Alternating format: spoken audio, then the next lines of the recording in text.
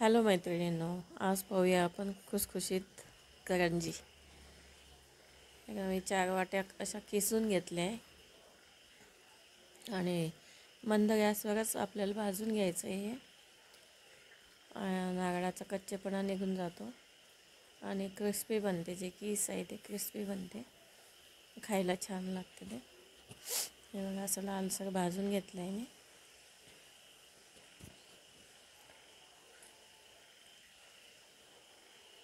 आपण याच्यामध्ये dry nuts पण टाकू शकतो. काजू कतरण, बदाम कतरण, चिरंजी, आणखी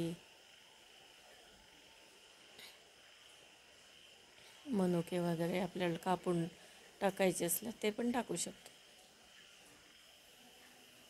हे बघा, असं मी 1.5 डबा मोजून घेतला आहे किस.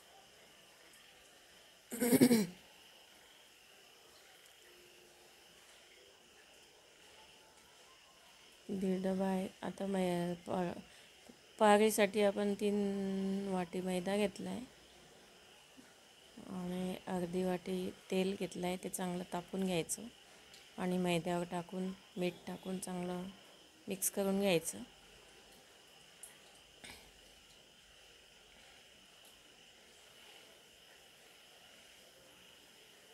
थोडं थोडं पाणी करून भिजून घेऊया आपण हे मैदा.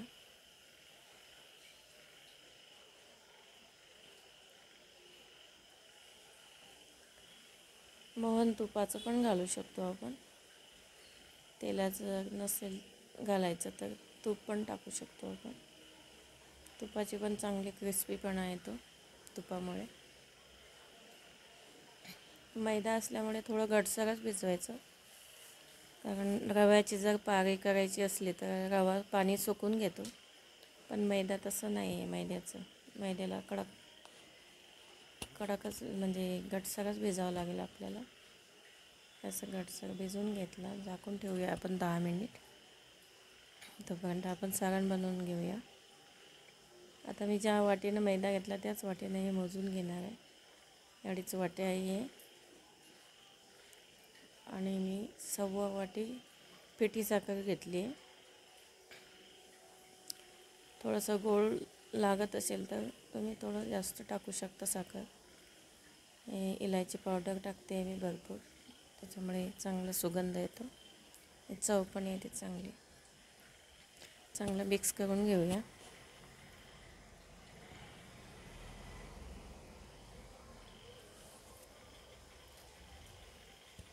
तर असे आपली कणिक जी आहे ती चांगली मुरली आहे. आता असे गोळे करून घ्यायचे, 4 पोळ्या लाटून घ्यायच्या.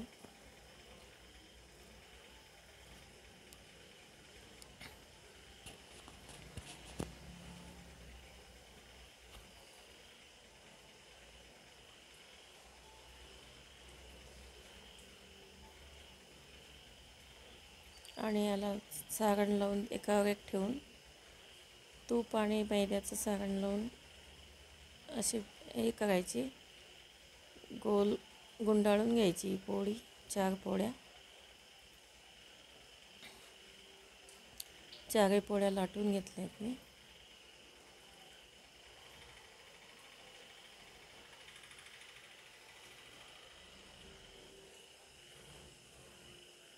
आता मी तूप आणि मैदाचं मिश्रण लावणार आहे. याने खुसखुशीतपणा येतो.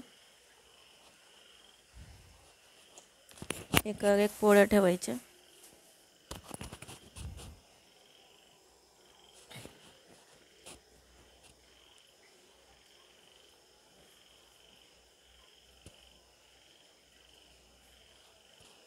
असे गोल गुंडाळी करून घ्यायची आणि थोडी लांब करून घ्यायची. ती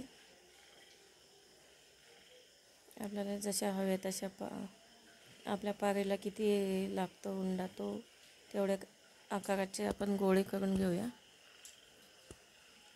मी साच्यानेच करणार आहे करंजी, त्याच्यामुळे मी त्याच्या हिशोबानेच हे कापले आहेत. आता मी करंजी करून दाखवते. ही एक हातावरची दाखवते मी करून. मी अशा पण बनवते. घाई नसली तर अशा बनवते, नाहीतर मग साच्याच्या बनवते.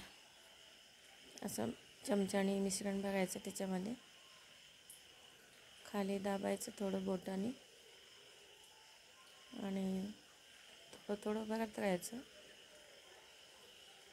आणि थोडं पाणी लावून त्याला तोंड बंद करायचं. म्हणजे ते हे होत नाही, उलत नाहीत, ते उकलत नाहीत.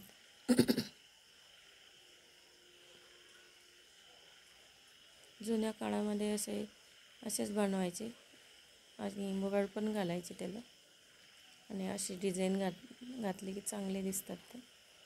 आता आपण साच्याचे बनवून बघूया. माझ्याकडे साचा आहे छोटा, त्याच्यात मी असं सारण भरलं आहे दोन्ही साईडला. कढईने पाणी लावायचं आणि चिपकून घ्यायचं, ते असं दाबून घ्यायचं आणि एक्स्ट्रा जो कणिक आहे, पारी आहे, ती कापून घ्यायची, ती अलग निघते.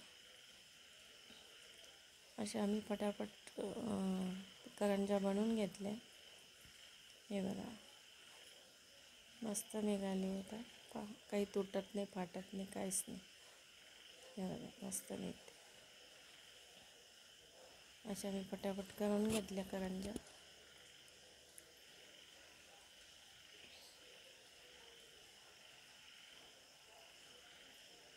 तुम्हाला रेसिपी आवडल्यास नक्की लाईक करा, सबस्क्राईब करा, कमेंट करा आणि करून पण बघा अशा टाईपची करंजी.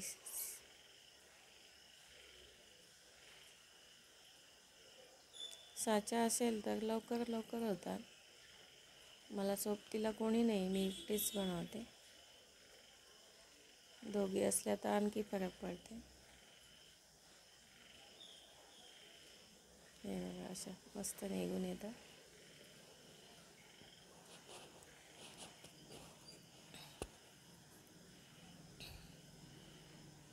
हे बघा, अशा ठेवले आहेत मी. म्हणजे कपड्यावर पण ठेवू शकता, परातीत, किंवा मग प्लास्टिक ठेवून त्याच्यामध्ये पण ठेवू शकता.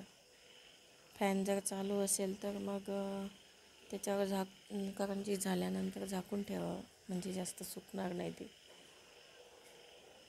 जास्त जर सुकली तर मग ते क्रिस्पीपणा कमी येतं, त्याच्यावर तळताना बबल्स कमी येतात त्या पारीवर आणि कडकपणा येतो मग जर पारी जर सुकली तर. म्हणून शक्यतो झाकूनच ठेवा ते करंज्या झाल्यानंतर. मग जमा झाल्यानंतर थोड्या थोड्या काढून घ्यायच्या, तळून घ्यायच्या. मी तर एकटी असल्यामुळे सगळ्या बनवून घेतल्या आणि नंतरच हे केलं. मग हे बघा, अशा बनवल्या आहेत मी आणि आता तळून दाखवते तुम्हाला. एकदम मस्त बबल आले त्यातला